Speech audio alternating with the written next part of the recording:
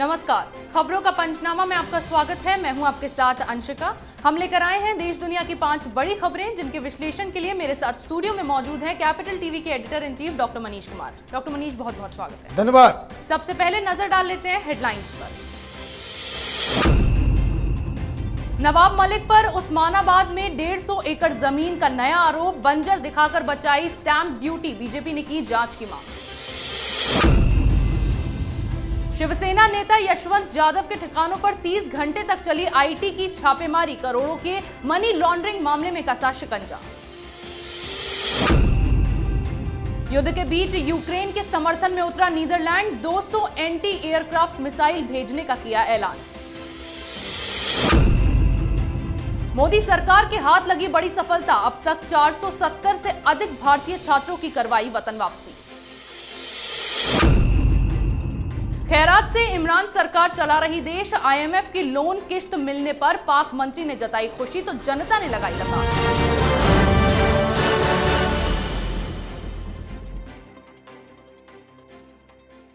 रुक करते हैं पहली खबर का, जहां महाराष्ट्र एनसीपी के नेता और कैबिनेट मंत्री नवाब मलिक की मुश्किलें कम होने का नाम नहीं ले रही हैं। एक तरफ मलिक को मनी लॉन्ड्रिंग के मामले में अदालत ने 3 मार्च तक ईडी की हिरासत में भेजा है, दूसरी तरफ मलिक पर बीजेपी के उस्मानाबाद के जिला अध्यक्ष नितिन काले ने नया आरोप लगाया है। नितिन काले के मुताबिक मलिक और उनके परिवार ने महाराष्ट्र के उस्मानाबाद जिले में 20 दिसंबर 2013 को 150 एकड़ जमीन खरीदी है। बात यह भी सामने आई है कि जमीन को खरीदने के वक्त उसकी कीमत कम दिखाई गई है। डॉक्टर मनीष, अब ये 150 एकड़ जमीन खरीदने का नया मामला क्या है? अब ये तो एक के बाद एक बड़े बड़े खुलासे हो रहे हैं और ये ज़मीन जो है वो मलिक परिवार की है।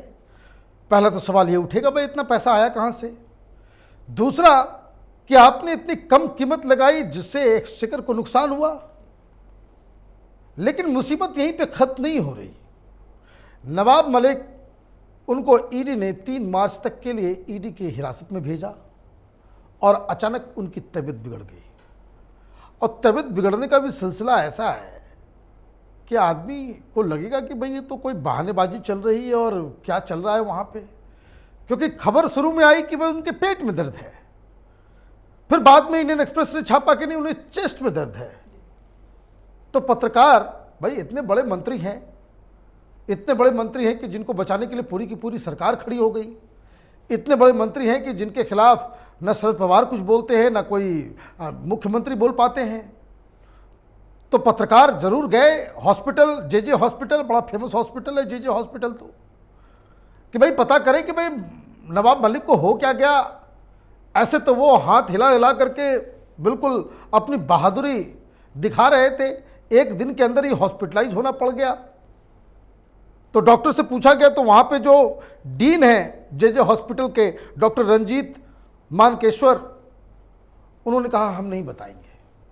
जबकि कोई भी वीआईपी इस तरीके का हॉस्पिटलाइज होता है तो ये मेडिकल बुलेटिन देना एक अनिवार्यता हो जाती है कि भाई बड़े व्यक्ति हैं, उनकी तबीयत क्या है, उनके इतने सारे समर्थक हैं, इतने बड़े मंत्री हैं, कैबिनेट मिनिस्टर हैं, तो उन्होंने कह दिया कि हम नहीं बताएंगे।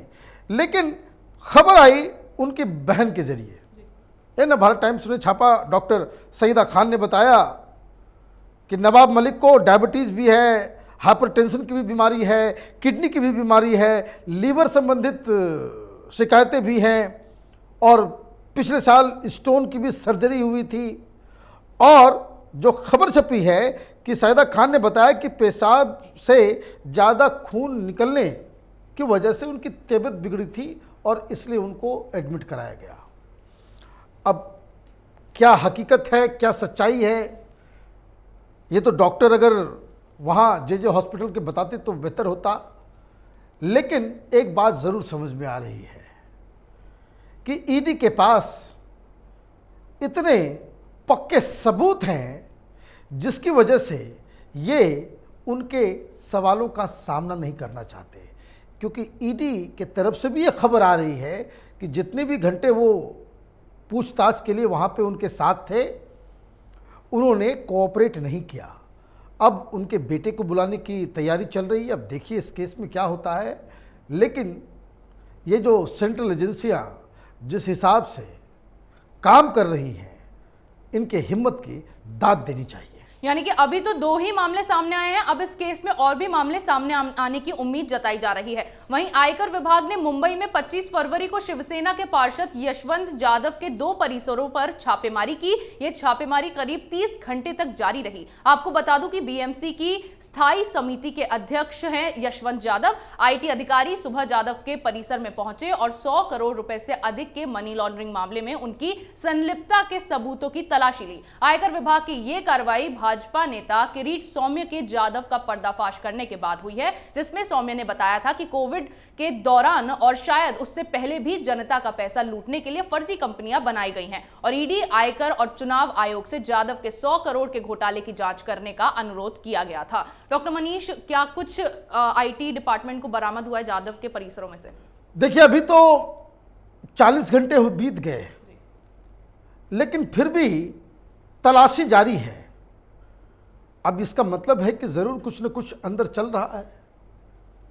भाई, वहां किसी के घर में जाकर के बैठने का शौक तो ईडी के अधिकारियों को है नहीं। 40-40 घंटे वो कुछ न कुछ तो वहां निकाल रहे होंगे। और जो खबर आ रही है कि 3 बैग दस्तावेजों से भरे उनके घर से ईडी लेकर के निकली है बाहर। अब दूसरा मसला जो इसमें हो रहा है कि सिर्फ यशवंत यादव के घर ही छापेमारी नहीं हो रही, बीएमसी से जुड़े कई सारे कॉन्ट्रैक्टर्स और इनसे जुड़े कुछ लोगों के घर भी छापेमारी का कार्यक्रम शुरू हो गया है। मतलब कि पूरे एक नेटवर्क का खुलासा इस कार्रवाई से होगा, इसकी उम्मीद लगाई जा रही है। और ये इम्पॉर्टेंट क्यों है, ये भी आप समझ लीजिए। इम्पॉर्टेंट इसलिए है कि बीएमसी हिंदुस्तान का सबसे बड़ा म्युनिसिपल कॉरपोरेशन है, एक। दूसरा, सबसे ज़्यादा पैसा भी है और वहाँ पे पैसों का बंदरबाट होता है, ये आरोप शुरू से लग रहे हैं। और ये जो व्यक्ति है, इसी के पास पूरी पूंजी है। मैं देख रहा था महाराष्ट्र के कुछ अखबारों में जो खबर छप रही है, जो वहाँ से इनकी ही पार्टी के लोग बिना नाम बताने की शर्त पे ये बता रहे हैं कि मनमानी कर रहा था और इसको कोई रोक टोक नहीं थी, क्योंकि ये इमेज बना हुआ था कि ये जो यशवंत साहब है, इनका सीधा कनेक्शन ऊपर से है। जिस तरीके से सचिन वाजे था, उगाही कर रहा था दिन दहाड़े, न सीपी उसको रोक सकता था, न कोई डीसीपी रोक सकता था, न डीजीपी रोक सकता था। तमाम आईपीएस ऑफिसर्स वहाँ जो तैनात थे, सबको इस सचिन वाजे के काली करतूतों के बारे में जानकारी तो होगी ही होगी, लेकिन कोई सचिन वाजे को रोकने की हिम्मत नहीं करता था। क्यों? क्योंकि सबको लगता था कि भाई सीधे इसका कनेक्शन ऊपर से है। तो एक अदना सा असिस्टेंट सब इंस्पेक्टर वो ये काम कर सकता है, ये तो स्थायी समिति का सदस्य है। तो वो मसला ये बहुत दूर तक जाने वाला है, क्योंकि बहुत सारे जो घोटाले हुए हैं, जो कॉन्ट्रैक्टर से पैसे लिए जा गए हैं, वो सारी चीज़ों का खुलासा इस केस से सामने होने वाला है। यानी कि जिस तरह से आईटी को यशवंत यादव के घर से दस्तावेज बरामद हुए हैं, उसके बाद अब उद्धव सरकार को लेकर भी बड़े खुलासे होते नजर आ रहे हैं। अब युद्ध के हालातों में से यूक्रेन के समर्थन में नीदरलैंड खुलकर सामने आ गया है। नीदरलैंड रूस के खिलाफ लड़ाई में यूक्रेन के हाथों को मजबूत करने की तैयारी कर रहा है। इसके लिए नीदरलैंड 200 एंटी एयरक्राफ्ट मिसाइल भेजेगा। इसके साथ ही यूक्रेन पर रूस के हमले के बाद नाटो ने भी बड़ा ऐलान किया। नाटो चीफ ने कहा है कि अमेरिकी राष्ट्रपति जो बाइडेन और उनके समकक्ष यूक्रेन पर रूस के हमले के मद्देनजर अपने सहयोगी देशों की रक्षा के लिए सेना की तैनाती पर सहमत हुए हैं। आपको बता दूं कि यूक्रेन में रूसी सेना लगातार कहर बरपा रही है। दूसरे दिन भी यूक्रेन पर रूसी सेना के ताबड़तोड़ हमले जारी हैं। डॉक्टर मनीष, जिस तरह से नीदरलैंड और बाकी देश अब यूक्रेन के समर्थन में आकर खड़े हो गए हैं, तो क्या ये सब मिलकर अब रूस को मात दे पाएंगे? बहुत देर हो गया। देर इसलिए क्योंकि जो पुतिन को साबित करना था वो कर दिया इन्होंने। और जिस हिसाब से नाटो, अमेरिका, ब्रिटेन, फ्रांस, इन सब के ब्लफ को, ये महाशक्तिशाली पावर्स हैं ये लोग, इनके ब्लफ को जिस हिसाब से पुतिन ने एक्सपोज किया है, वो अपने आप में एक मिसाल है। अब नीदरलैंड एक छोटा सा मुल्क है, वो कह रहा है कि हम एंटी एयरक्राफ्ट मिसाइल आपको हम देंगे। इसके बाद हिम्मत कुछ बढ़ी तो फ्रांस ने भी ऐलान किया, अब और अलग अलग कंट्रीज़ भी, पोलैंड ने भी ऐलान किया है, रोमानिया ने भी ऐलान किया है। ये सब एक एक करके उनको समर्थन देने की बात कर रहे हैं। हकीकत क्या है? हकीकत ये है कि रशियन आर्मी वो यूक्रेन की राजधानी कीव के मुहाने पे खड़ी है। 10-20 किलोमीटर दूर ही वहाँ पे ये लोग अंदर घुसने वाले हैं। कीव कोलैप्स किया तो इसका मतलब आप समझ लीजिए कि पूरे यूक्रेन पे रूस का कब्जा हो जाएगा। दुनिया तमाशा देखती रह गई। अमेरिका, जो बाइडेन वो धमकी देते रह गए, डिप्लोमेसी बैकसीट ले ली और पुतिन ने बहुत ही इसको कह सकते हैं कि अमानवीय एक्शन लेने में उसने देर नहीं लगाई। और अभी जो दिख रहा है, हालांकि मैं आपको बता दूं प्रोपेगेंडा बहुत हो रहा है। जो खबरें आप ब्रेकिंग न्यूज़ टीवी पे देखते हैं, इस पे यकीन बिल्कुल मत कीजिए। यकीन इसलिए मत कीजिए कि यूक्रेन की तरफ से कहा जा रहा है कि हमने एक बटालियन ख़त्म कर दिया। यूक्रेन की तरफ से कहा जाता है 200, एक जगह पे 200 रशियन आर्मी को हमने मार गिराया। तस्वीरें भी जो आ रही हैं वो भी बिल्कुल छन छन के आ रही हैं। रशियन अटैक कहाँ हो रहा है, नहीं हो रहा है। हकीकत ये है कि ऑलमोस्ट ऑल शहरों के ऊपर रूस का ऑलमोस्ट कब्जा हो चुका है और वहाँ से इनको हटाने में एक लंबी लड़ाई की ज़रूरत पड़ जाएगी। और रूस कोई छोटा मोटा मुल्क है नहीं कि आप इसको ओवर पावर कर सके, यूक्रेन के बाहर उसको भगा सके। ये स्थिति अभी नज़र नहीं आ रही है। लेकिन जो कोई भी है, यूक्रेन के इस घटना से, इस युद्ध से पूरी दुनिया को एक सबक लेनी चाहिए कि अगर आपको अपनी सुरक्षा करनी है तो किसी अमेरिका, किसी चीन, किसी फ्रांस, किसी ब्रिटेन के सहारे नहीं, आपको स्वयं आत्मनिर्भर होना पड़ेगा। अपनी सुरक्षा स्वयं करनी होगी। यानी कि जिस तरह से नीदरलैंड और दुनिया के बाकी देश यूक्रेन के समर्थन में आकर खड़े हो गए हैं, तो अब देखना यह होगा कि इस एक्शन का रिएक्शन क्या होने वाला है। वहीं रुक करते हैं अगली खबर का, जहां यूक्रेन से भारतीयों की वतन वापसी शुरू हो गई है। रूस यूक्रेन युद्ध के बीच भारत ने यूक्रेन से 25 फरवरी तक लगभग 470 छात्रों को वापस लाने में मोदी सरकार ने सफलता पाई है। इन सभी को युद्ध क्षेत्र से बचाकर रोमानिया सीमा से लाया गया है। भारत सरकार की लगातार यूक्रेन छोड़ देने की एडवाइजरी के बाद अभी तक लगभग 18,000 छात्र यूक्रेन में फंसे थे। इन सभी को बसों से सीमाओं तक छोड़ा गया था। कीव में भारतीय दूतावास ने इस बात की जानकारी ट्वीट कर दी है। डॉक्टर मनीष, किस तरह से इन छात्रों को वतन वापसी करवाई गई है? देखिए, ये बहुत ही अच्छी खबर आपने उठाई है, क्योंकि सोशल मीडिया में, खास करके व्हाट्सएप ग्रुप्स में आप लोगों को भी डिस्कशन चल रहा होगा, मोदी सरकार ने क्यों देर कर दिया, क्या हुआ नहीं हुआ। एक क्लैरिटी समझ लिए हुआ क्या। इंडियन गवर्नमेंट 5 तारीख से ही लगातार ये एडवाइजरी दे रही थी कि आप सतर्क हो जाए, वापस आ जाए।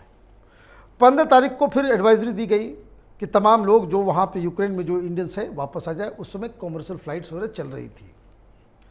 लेकिन यूक्रेन में क्या हो रहा था, ज़्यादातर हमारे स्टूडेंट्स हैं। कुछ लोग वापस आए, 18,000 वहाँ पे रुके रह गए। रुके क्यों रह गए? क्योंकि वहाँ यूक्रेन में जो उनकी यूनिवर्सिटीज़ थी वो क्लासेस ले रही थी, पहली बात।